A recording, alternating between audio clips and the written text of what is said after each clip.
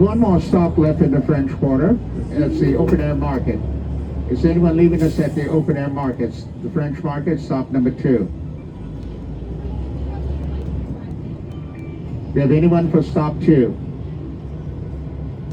We will have someone coming down at stop. We're not there yet, please. We ask as we approach so the driver knows not to let anybody on until you folks have a chance to step down.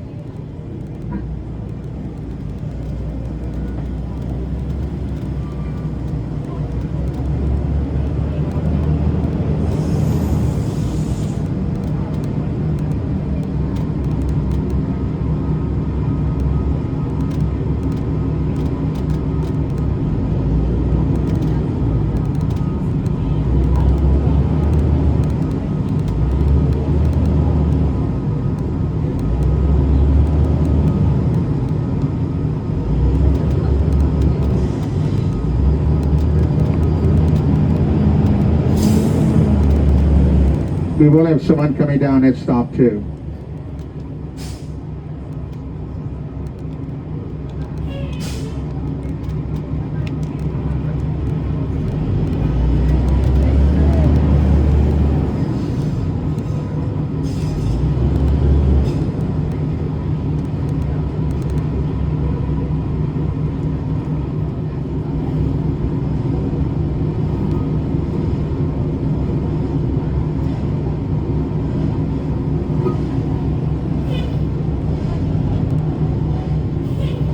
Now, originally, this was all one big farmer's market. Now, I really don't have to explain to you folks what happened to farmers markets, right? Wherever you were, farmers markets with the advent of the supermarket slowly started to shrink and shrink and shrink. This lasted till the mid-1970s. And as the farmers market shrunk, what you see today came in its place.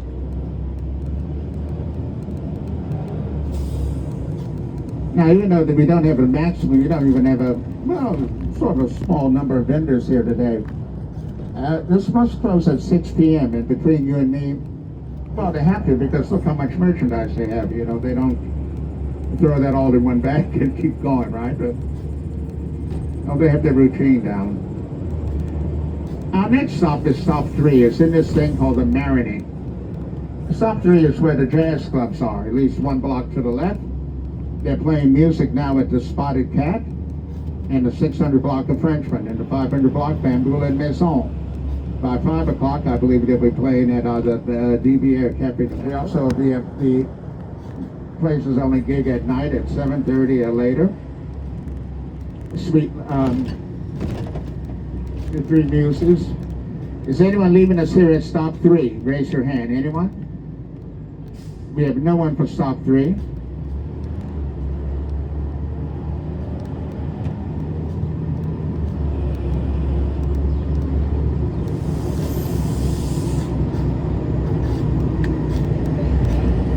The uniqueness of this neighborhood is this is the first neighborhood which was predominantly sugarcane cultivation and gave way to houses. Why? Well, the population is growing. You could grow sugarcane anywhere, but you need the outgrowth from the city, from the old outposts. That's where people will live and make their businesses and their ways. There's churches, there's schools.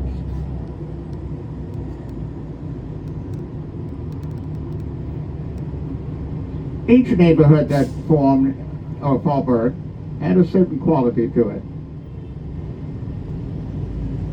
The Fallbrook Treme is next in chronological order, and it's going to be dominated by the Black Creoles. The Black Creoles, or the free people of color, were basically an economic market that a land developer named Treme focused on. 19 to 20% of the population or more were free people of color. They dominate the trades and the crafts.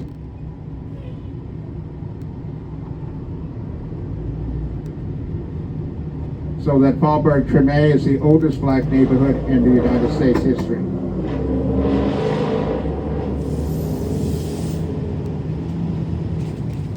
The next neighborhood we'll pass through is the Fallbrook Treme. Okay, he doesn't deserve it. Bernard is an alcoholic and a compulsive gambler before he's 15. Bernard has a massive land grant. Most people's land grant is measured by acres. The Mariners and the Mandervilles, who are personal friends of the royal family, theirs are measured by miles. Well, if you have that much of it, you don't have to be so that circumspect. You could be rather haphazard, and you probably make money. But on our right-hand side is Sweet Lorraine's. Like Snug Harbor, Sweet Lorraine's is on the upper echelon of jazz club. Sweet Lorraine's, back there back at Frenchman Street. You have spot Snug Harbor in the 600 block, the Blue Nile in the 500 block.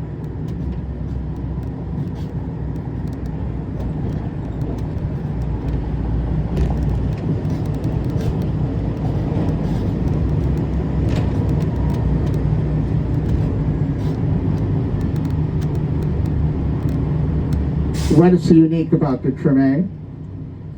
Well, our next stop is one block from St. Augustine's Catholic Church. In 1841, an order of nuns comprised solely of black women was installed in the Catholic Church.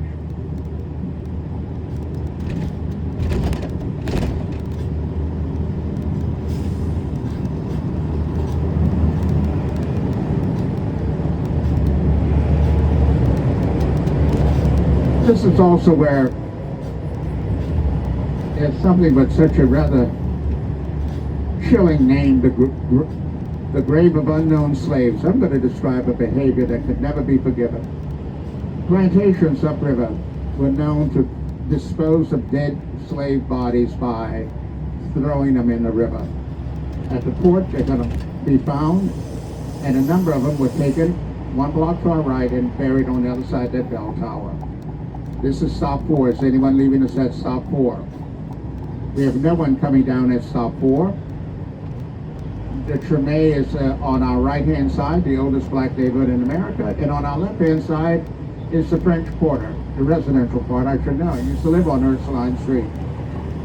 When I lived in the French Quarter, it had 2 elementary schools. Folks, you've never met a French Quarter child, have you? When a visiting Presbyterian priest at St. Louis Basilica said, "I'm not a priest, I'm a Presbyterian. Do you children know what that is?" And the little boy said, "I know. A Presbyterian is Scotch 7-Up and water." That's a 4th grader. On our left-hand side, that was the recording studio of the heyday for Fats Domino, Ray Charles, Jerry Lee Lewis, Lloyd Price. Last summer, it was purchased by the Jazz and Heritage Foundation. It's on the drawing board. It's going to be out of the historic site of museum. That's where it's the Rockin' Pneumonia, the Boogie Woogie Flu. That's where 12 of Little Richard songs were recorded. That's where many of those Fats Domino gold records met the world. But it will never be more important than what's on our right-hand side. This is the birthplace of jazz. Jazz was started here at Congo Square. Congo Square is where slaves had the right to congregate. If we had been on something a little bit more formalistic than a tour, it's rather difficult to explain so quickly what made New Orleans unique, especially in the treatment of slavery. Now, before I go further, slavery is an abominable institution. They could never think they made it humanized, even though the Catholic Church was full of it when they thought they did. And by the way, if somebody wanted to arbitrarily shoot the price up, they had the right to have it arbitrated. Any Creole society had at least 4 mechanisms by which a slave could be freed. The English often had only one.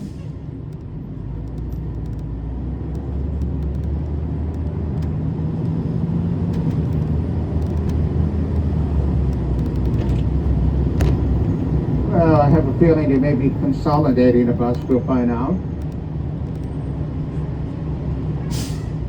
Get your cameras ready here to your right. the oldest established cemetery here in the city since 1789. St. Louis Cemetery number 1. There is a number 2 and number 3 in different areas of the city. This is where you will find the tomb of the Voodoo Queen, Marie Laveau. Madame Lalaurie from the haunted house on Royal Street. The very first governor of Louisiana, C.C. Claiborne.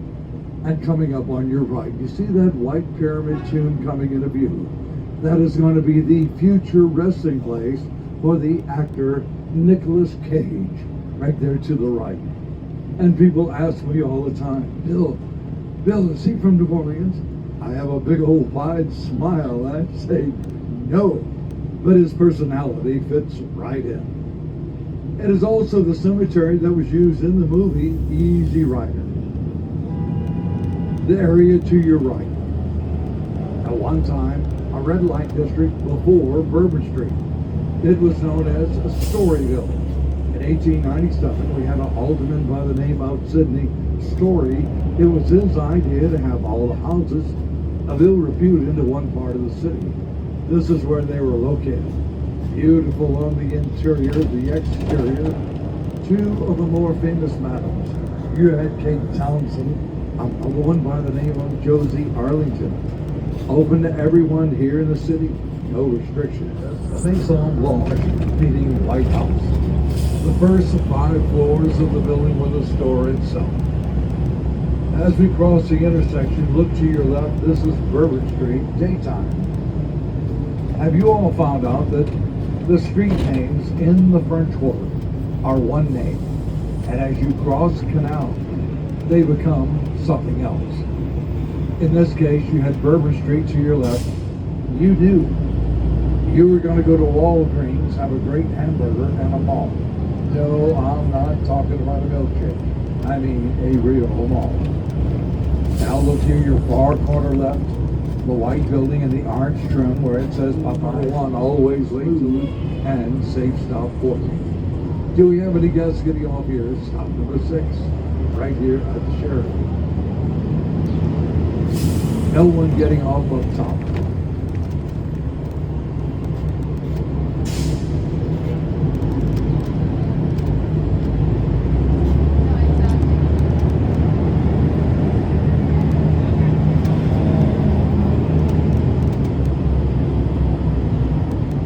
Across the street to your left, the Creole House.